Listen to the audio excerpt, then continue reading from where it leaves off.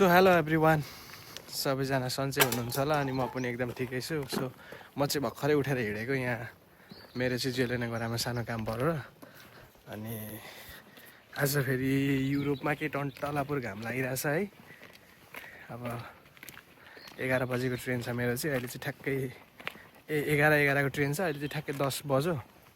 अब यहाँनिर चाहिँ ट्रेन आउँछ होला, लास्टै घाम लाग्यो, त्यही भएर गक्स चाहिँ लाउनै पर्ने भयो।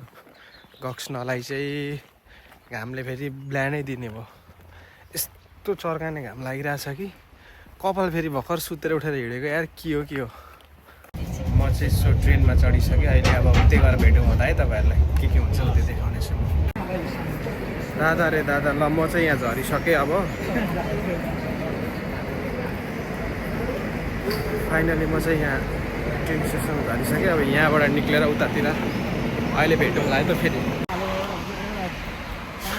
म चाहिँ यसो यतातिर आइपुगेको छु, बजार त के भन्नु, सिटीतिर।